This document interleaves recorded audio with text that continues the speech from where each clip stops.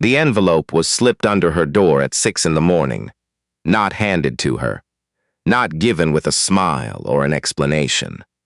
Slipped under like something you leave for a stranger, or something you hope will be found after you have already gone. Osei picked it up from the floor of her apartment in Scarborough, still wearing her coat from the night shift, her feet aching, her hands smelling of the hospital sanitizer that never fully washed out, no matter how many times she scrubbed. She turned the envelope over.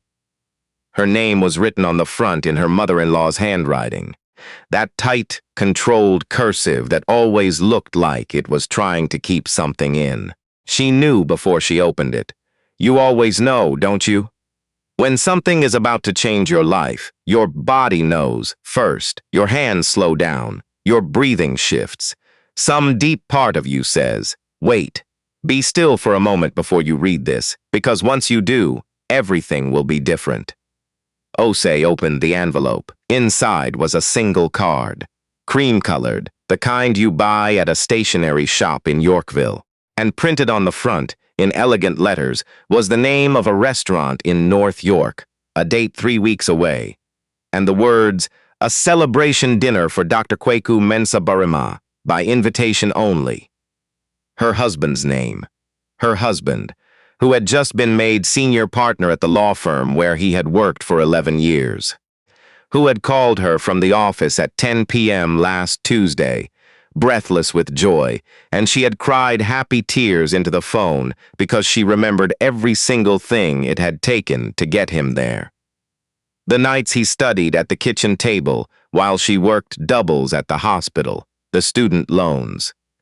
The years in the apartment with the broken radiator, where they slept in their coats in January.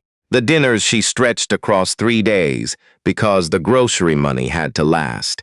She remembered all of it, every single thing. And she was not on the invitation list. There was a handwritten note tucked inside the card. Mrs. Abina Mensah, that was her mother-in-law, Kwaku's mother, had written in that same tight cursive. This is a family dinner. The partners and their wives will be present. We thought it best you not attend. You understand, I'm sure. Osei stood in her hallway for a long time. She did not cry, not yet. She just stood there in her coat, holding a card that told her she was not family. She, who had been Kwaku's wife for 6 years. She, who had moved to Toronto from Accra with $60 in her pocket and a nursing degree that had to be recertified from scratch because Canadian licensing didn't recognize Ghanaian credentials. She, who had scrubbed floors during the day and studied at night for 2 years before she could practice again. She, who had kept the lights on and the fridge running and the love alive through every hard year while Kwaku climbed. She set the card on the kitchen counter. Then she made tea, because that is what women like Osei do. They absorb the blow. They breathe. They make tea. They do not fall apart immediately because they cannot afford to. There are shifts to work and bills to manage and a dignity to maintain that no one gave them. They built it themselves, from the ground up, with their own 2 hands, and no one gets to take it. But let me tell you something about Osei Amponsa Mensah before I go any further, because this story is not just about what was done to her. It is about who she is, and you need to understand who she is before you understand what happened next. Osei grew up in a neighborhood in Accra where the electricity cut out 3 times a week, and the school had 40 children to every 1 teacher. Her mother, Afia, a seamstress who worked out of a room the size of a large closet, raised Osei and her 2 younger brothers alone after their father left for Kumasi and did not come back. Afia worked with a needle and thread and an iron that hissed steam in the heat, and she never, not once, sent her children to school without a clean uniform. She pressed those uniforms every morning. It was a kind of prayer, Osei always said. Her mother's love came through in pressed collars and evenly sewn hems, and the way she always had food ready when they walked through the door. Osei became a nurse because of her mother. Because Afia had been sick once, when Osei was 12, and there had been a nurse at the clinic who had held her mother's hand and spoken to her like she was a person and not just a problem to be managed. Osei had watched that nurse and thought, that is what I want to be. She studied, she worked, she got her degree, and then she met Kweku at a church event in Accra, and he was funny and brilliant, and he looked at her like she was the most interesting person in any room, and she thought, yes, this one. They got married quietly, just family and a few friends, in a small ceremony in Accra before they left for Canada together. Kweku had a scholarship for law school in Toronto. Osei had a plan to recertify. They had each other, Kweku's family, his mother Abena, his two sisters Priscilla and Yolanda, and the extended family who had opinions about everything, had always been polite to Osei. Polite, not warm, polite. There is a difference, and every woman who has ever married into a family that did not fully welcome her knows exactly what that difference feels like. Polite means, we will smile at the table, but we will not call you when something important happens. Polite means, we will acknowledge your birthday on the day itself, but we will not remember things you care about. Polite means, we tolerate you because we love him, but you have never truly been one of us. Osei had told herself for 6 years that polite was enough, that it didn't matter, that what she and Kweku had between them was what counted. The card said otherwise. Kweku came home that evening around 7. He was still in his work clothes, jacket over his arm, the particular tiredness of someone who had been celebrated all day and was finally allowing himself to relax. He kissed her cheek. He opened the fridge. He said, "Something smells good." "Did you make Contemeyer?" she said. "Your mother sent me an invitation." He turned around. She slid the card across the counter to him. She watched him read it. She watched his face, and Osei knew Kweku's face the way she knew her own hands. She knew every expression he had, and what she saw pass across his face in that moment was not confusion. It was not surprise. It was the look of a man who already knows the answer to a question he hoped would not be asked. "Kweku," she said, "did you know?" He set the card down. He did not look at her. "My mother," she thought. "The partners' wives are a certain kind of. Did you know?" Osei said again, very quietly. The quiet was the worst part. Osei did not raise her voice. She never did. But the quiet had a weight to it that Kweku had learned to respect over 6 years of marriage. "She mentioned something," he said finally. "I thought she would change her mind." Osei nodded. She went to the bedroom. She changed out of her work clothes. She came back and served the food because the food was ready, and it would be wasteful not to eat it, and she sat across from her husband and ate her dinner, and she did not say another word about the card that evening. The next 3 weeks in the Mensa Barama household were very quiet. Kweku tried, in the way men who have made a mistake try. With small gestures, with flowers that appeared on the counter, with an extra long hug in the mornings, with offering to do the dishes, even though he had never once done the dishes without being asked. Osei accepted all of it. She was not cold to him. She loved him. She had always loved him. But she was thinking. She was thinking about what it means to be invisible in your own life. She was thinking about her mother, Afia, pressing school uniforms at 5 in the morning in a room with no proper ventilation because her children would not go to school with wrinkled collars. About the pride in that, the quiet dignity of a woman who gave everything and asked for nothing and never once made you feel like it was a sacrifice. And she was thinking about a dinner that was happening in 3 weeks at a restaurant in North York, where her husband was going to be celebrated for becoming exactly who she had helped him become. And she was not invited. Now, I want to ask you something. If this happened to you, if the family you had spent 6 years trying to be good to, trying to be patient with, trying to be accepted by. If they told you that your husband's greatest achievement, the one you helped build with your own hands, your own sweat, your own sacrifice, if they told you that celebrations was not for you, what would you do? Think about that for a moment. Because what Osei did was not what anyone expected. She called her mother-in-law. Mrs. Abina Mensah answered on the second ring. In that way, she always answered, measured, composed, already slightly braced for whatever was coming. She was a woman who had been running her family like a small government for 30 years, and she was good at it, and she knew it. "Osei," she said, politely. "Good morning, Mommy Abina," Osei said. She always called her Mommy. It was a title of respect. She had never stopped, not once, even when the respect was not returned. "I received the card," Osei said. "Yes," Abina said. "I wanted to ask if we could speak about it." A pause. Then Osei, "I think I explained in the note. The partners and their wives, they come from a certain background. The firm is very traditional. Kweku's position is new, and we don't want to complicate things." "Complicate things," Osei repeated. "You are a wonderful girl," Abina said. And there it was, girl, not woman, not daughter, not the wife of your son, girl. But this dinner is about perception. These things matter in these circles. "I see," Osei said.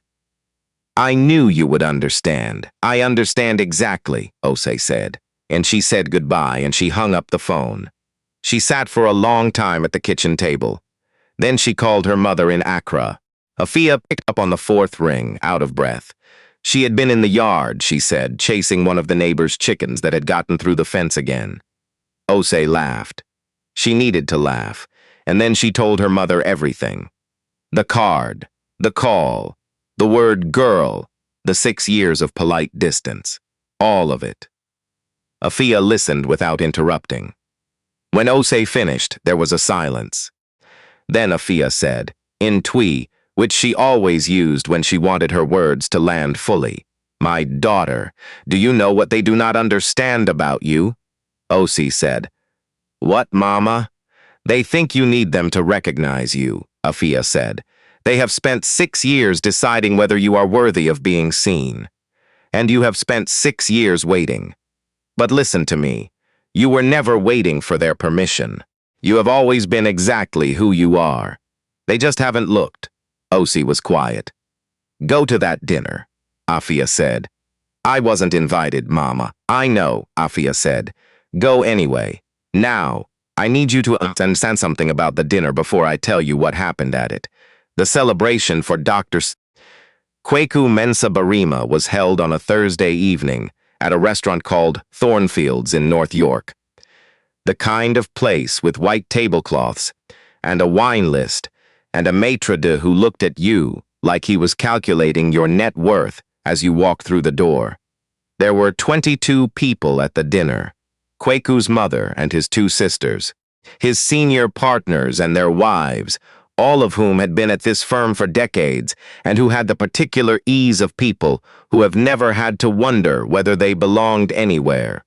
A few colleagues, a family friend who had known Kweku since he was a child, and Kweku, the man of the evening, the new senior partner, the brilliant, hard-working, quietly determined man who had climbed from a one-bedroom apartment in Scarborough to a corner office in one of Toronto's most respected firms. He was seated at the head of the long table. He was smiling. He was thanking people. He was the Kweku that the world got to see, composed, polished, gracious. And at 20 minutes past 7, the door of the restaurant opened, and Osei walked in. She was wearing a dress the color of deep red kente, not a traditional kente, but a dress a seamstress in Kensington Market had made for her 3 years ago out of fabric she had brought from Accra in her carry-on, in a small, carefully folded square, because she knew she would need it someday for something important. The dress fit her the way things fit, when they are made specifically for you and no one else. She wore gold earrings that had been her mother's. Her hair was up. She was not dressed to apologize. She was not dressed to disappear. She was dressed to be seen. The maitre d' approached her. She gave her name. He checked his list. Her name was not on it. The room was not watching yet, but the table could feel something shifting. "I'm Mrs. Osei Ampansa Mensa," she said clearly to the maitre d'. "My husband is the guest of honor." The maitre d' hesitated. He looked at the list again. He looked at her. He said, very quietly, that he was afraid there may have been an oversight. "There was no oversight," said a voice from the table, and the room went still. It was Priscilla, Kweku's older sister, who had always been the sharpest of the family, and who was looking at the maitre d' with an expression that said she was very much in charge of this situation. Priscilla had seen Osei walk in, and for just a second, one single second, Priscilla had looked at her sister-in-law in that red dress, and something had moved across her face that was not quite guilt and not quite admiration, but somewhere between the two. "Osei was not included on the list," Priscilla said carefully. "This is a private dinner." Osei looked at Priscilla. She did not look away. And then Kweku stood up. He had been at the far end of the table, and he had seen Osei walk in, and for a moment, just a moment, he had frozen. And in that moment, Osei had not looked at him. She had looked straight ahead, because she was not there for him to rescue her. She had not come to be rescued. She had come to be present. There is a difference. But Kweku stood up. He walked around the table. 12 people watched him. His mother, at the corner seat, had gone very still. One of the senior partners had set down his wine glass. Kweku walked to the entrance where his wife was standing, and he looked at her, and he said, quietly enough that it was almost private, "You're here." "I'm here," Osei said, and then he said, loud enough for the whole table to hear, "I'm sorry I didn't send you the invitation myself." The room was very quiet. Kweku turned to the table. He was still the composed, polished man they had been celebrating all evening. But there was something different in him now, something unclenched, something that had decided. He looked at his mother, then at the senior partners, then at the whole gathered room. "This woman," he said, "has been my partner for 11 years. Before the firm, before the title, before any of this. I want to tell you something about her that you don't know." He paused. "When I was in my second year of law school, I failed a course. Not just barely, significantly. I was going to lose my scholarship. I didn't tell anyone in my family. I didn't tell anyone at the firm. I told Osei. And she sat with me at the kitchen table every night for 6 weeks, while she was working double shifts at the hospital and helping me study for the remediations exam. She did not sleep properly for 6 weeks. She did not complain. She made tea, and she sat beside me, and she said, 'Kweku, you know this. Let's go through it again.' I passed that exam. I kept my scholarship. I became the lawyer you hired, and she is the reason." Silence. "She recertified her nursing license from scratch when we came to Canada because they didn't accept her Ghanaian credentials. Do you know what that takes? To have a degree you worked your entire life for and be told it doesn't count here, and to start again from the beginning, and to do it while supporting your husband through law school. She did that. She did not ask for recognition. She did not ask for anything. She just did it." His mother, Abina, was looking at the tablecloth. "I became senior partner tonight," Kweku said. "And there is one person in this room who deserves to be celebrated more than I do. One person who has earned a seat at this table more than anyone here, and she was not on the invitation list." He turned to the maitre d'. "Can we add a chair, please?" The maitre d' said yes. "Of course. Right away." And then something happened that no one had planned and no one had engineered. One of the senior partners, a man named Douglas, who had been at the firm for 31 years and who had a reputation for being impossible to read, picked up his wine glass. He was 64 years old, and he had seen many things in this industry, and he did not impress easily. He raised his glass. "To Mrs. Mpansa Mensa," he said, and the table raised their glasses.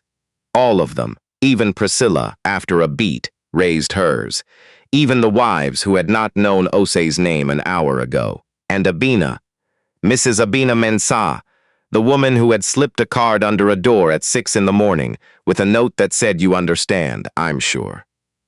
Abina raised her glass last, slowly, with the expression of a woman who is reckoning with something she has been avoiding for a long time. Osei sat down. A chair had been placed at the table beside Kweku, and she sat in it, and someone poured her wine, and the dinner continued. But the dinner was different now. Something had shifted. The air in the room had changed. At some point during the evening, during dessert, when the noise had risen again and the conversations had separated into small clusters, Priscilla leaned over from 2 seats away and said, very quietly, to Osei, "I didn't vote for this. I want you to know that. The card was my mother's idea. I should have said something." Osei looked at her. "Why didn't you?" Priscilla was quiet for a moment. "Then, because it was easier not to." Osei nodded. "I know," she said. "That's how these things keep going." They did not hug. They did not suddenly become the sisters they had never been. But something real passed between them in that moment. Something honest, which is sometimes more valuable than warmth. Later, much later, when the dinner was done and the restaurant was clearing and the senior partners had said their goodbyes, Abina found Osei by the coat check. Just the two of them for a moment in the small alcove near the door. Abina was a woman who stood very straight. She had always stood straight, even in difficult moments. It was a kind of armor. Osei recognized it because she wore the same one. Abena said, "You look very beautiful tonight," Osei said. "Thank you, Mom Abena." A pause. "The dress," Abena said. "Is that Ghanaian fabric?" "My mother sent it with me when I left Accra," Osei said. "She told me to keep it for something important." Abena looked at the dress for a moment. Something moved in her face. Something old. Something that had been pressed down for a long time under the tight, controlled cursive and the cream-colored cards and the decisions made about who belonged where. "My mother gave me fabric too," Abena said. "When I left Kumasi for Accra, I thought I had outgrown it." She did not say anything else. She put on her coat. She said goodnight. She walked out. But when she reached the door, she stopped. She did not turn around. She said to the door, to the night, to whatever was listening, "Kweku's father would have liked you. He always said that a woman who does not stop is the most powerful thing in the world." And then she walked out into the November night, and the door closed behind her, and Osei stood alone in the alcove for a moment, holding her coat. She did not cry. She had not cried once, through any of it. But she stood there for just a moment, in her red dress, with her mother's gold earrings and her mother's fabric, and her mother's voice still somewhere inside her saying, "Go anyway." And she allowed herself to feel, fully, what it meant to be standing exactly where she was, not because someone had finally let her in, because she had walked in herself. Kweku found her a moment later. He took her coat and helped her into it, the way he had done on their first winter in Toronto, when neither of them owned a proper Canadian coat, and they had laughed about it on the subway platform. Shivering, ridiculous, completely in love. They walked out into the cold together. "I should have sent you the invitation," he said, once they were on the sidewalk. "Yes," Osei said. "I should have told my mother from the beginning that this was not something I would accept." "Yes," Osei said again. He stopped walking. She stopped too. "Osei," he said, "I'm sorry." She looked at him.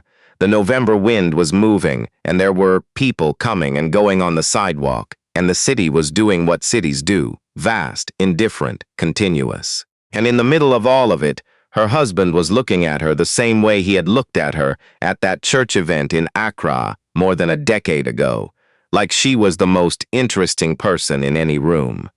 "I know," she said. She took his hand. "Now take me home," she said. "I made Kantemeyer, and you never finished eating it." He laughed. She laughed. And they walked to the car together in the November dark, and above them the Toronto skyline was all lit up, indifferent and brilliant, and Osei Ampansa Mensa walked beneath it like a woman who had always known she belonged there. She just needed one evening to prove it to everyone else. If your mother gave you something to carry, a piece of fabric, a pressed collar, a whispered instruction before you left, drop a flag in the comments and tell us where you're watching from tonight. And if you believe that a woman who does not stop is the most powerful thing in the world, hit subscribe. Because we have more stories to tell, and every single one of them is true in the way that matters.